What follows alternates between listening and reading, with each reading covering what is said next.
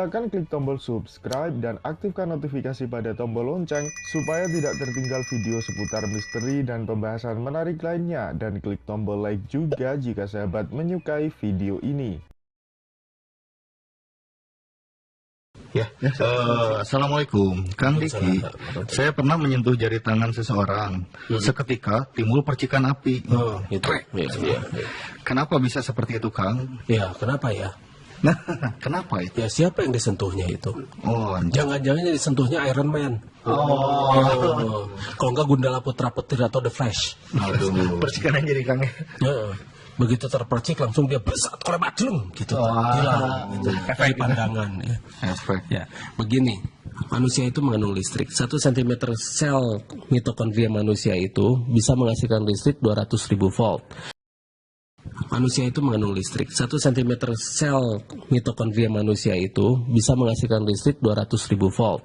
Itu penelitian tahun 87 ya, Cannon Wilson. Dan itu hasil dari, bukan berdasarkan wangsit. Ini hasil penelitian bahwa sel mitokondria manusia itu luar biasa. Dan listrik yang dihasilkannya itu memang bisa saja konslet dengan listrik yang lain. Contohnya seperti tadi. Jari atau misalnya, tapi itu tidak bisa langsung telapak ya. Biasanya ini sentuhan dari kulit. Jadi bukan telapak tangan, tapi kulit dengan kulit, biasanya kulit yang tidak ada kerasnya. Jadi kulit-kulit yang bisa di tangan atau kulit-kulit yang tipis itu biasa suka kontak, suka ada konek. Nah terus kadang-kadang tangan yang sudah kena AC, terus pegang bodi mobil suka cetret, suka juga begitu. Nah itu karena kena AC. Nah terus ini orang dengan orang setelah dia bergerak, banyak bergerak. Nah itu biasa kalau tersentuh juga suka keluar percikan listrik. Itu wajar. Dan itu alami. Jadi jangan GR, dia sakti. Jadi emang normal. Normal itu tuh ya. Dan kenormalan inilah yang harus kita fokuskan dengan cara latihan. Latihan itulah yang akan membuat listrik di tubuh kita itu menjadi lebih baik dan bisa dipergunakan untuk membantu orang lain. Begitu. Oke. Lanjut nih Kang. Lanjut. Assalamualaikum warahmatullahi wabarakatuh. Assalamualaikum. Bagaimana cara mengantisipasi agar anak tidak kembali step, dan bagaimana anak bisa step? Terima kasih. Oh iya, step up, step down. Kejang, ini kan kejang kan? Iya. Jadi penyebab kejang itu sebetulnya ketika kekebalan tubuh kita itu sedang melawan bakteri atau virus atau penyakit-penyakit yang diakibatkan oleh jasad-jasad renik. Ya tadi kan bakteri virus itu jasad-jasad renik, dia sangat kecil dan tidak terlihat. Nah biasa kekebalan tubuh kita bereaksi. Tapi ketika si energi kita terkuras, biasanya ada sebuah mekanisme yang membuat mereka itu menjadi kejang. Jadi sebetulnya itu kejang itu adalah mekanisme ya, ketika badan itu tidak kuat. Ya makanya agar tidak menjadi kejang, kita harus salurkan, energinya harus cukup gitu loh. Makanya orang tua yang biasa berlatih itu sering-sering salurkan si energinya itu ke anak, ke tulang punggung sama ke kepala bagian belakang. Itu untuk pencegahan.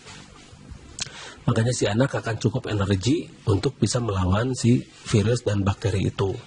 Jadi kekebalan tubuhnya juga menjadi naik, menjadi lebih baik.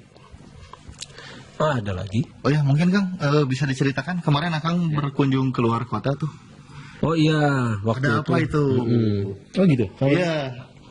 Ada yang mau ikut tapi enggak katanya. Kemana ya? Ke Sumedang atau kemana? Ada yang mau ikut tapi enggak.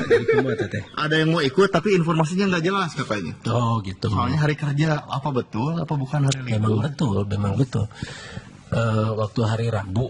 Iya. Waktu hari Rabu itu akan ke Selasa itu akan ke Sumedang. Hari Rabunya akan ke Kuningan.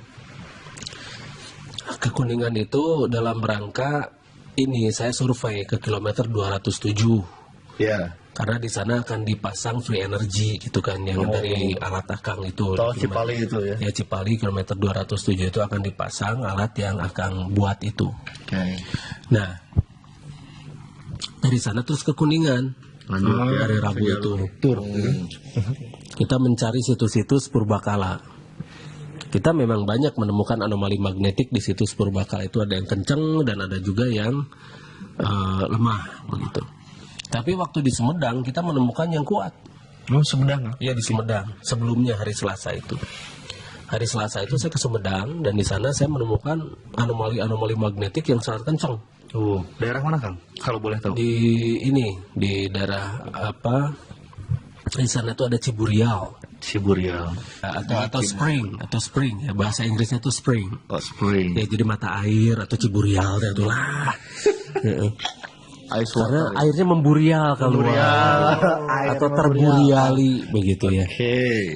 Nah, di sana ada batuan-batuan yang masih mengandung anomali magnetik yang sangat kuat dan kata di sana juga ada makam keramat katanya. Tapi yang saya teliti itu adalah anomali magnetik yang ada di sana dan ternyata batuan-batuan di sana itu mengandung anomali magnetik yang sangat kuat. Jadi kalau misalnya kita berlatih di sana, misalnya kita menyalurkan energi di sana itu bisa membantu. Oke. Karena si anomali magnetik ini bisa membantu akselerasi sel mitokondria yang ada di tubuh manusia. Dan konon di sana tuh banyak orang-orang yang bertapa, orang-orang Rinui bertapa. Makanya kenapa? Zaman dulu kan banyak orang-orang yang bertapa di satu tempat gitu ya. Iya. Dan ternyata tempat itu mengandung anomali magnetik yang sangat kuat. Oh, jadi bertapanya tidak di sembarang tempat ya? Tidak di sembarang tempat. Oh, jadi ada fungsi dan Iya. tujuan tertentu. Iya. Para orang dahulu itu udah tahu berarti Kang ya? Sudah tahu, tapi mereka tuh bukan pakai alat ukur. Maksudnya alat ukur bantu seperti yang kita ada sekarang kan. Jadi badannya yang jadi alat ukur. Jadi detektor ya badannya. Iya, badannya. Bisa mendeteksi. Iya, karena manusia itu punya detektor yang lebih objektif gitu kan. Manusia itu punya detektor-detektor yang sangat peka. Nah, tinggal bagaimana kita menselaraskan badan kita dengan detektor itu. Nah, ketika kita merasakan energinya, lalu kita nempel di tempat yang ada anomali magnetik itu sangat membantu proses si akselerasi sel mitokondria yang ada di tubuh kita. Iya.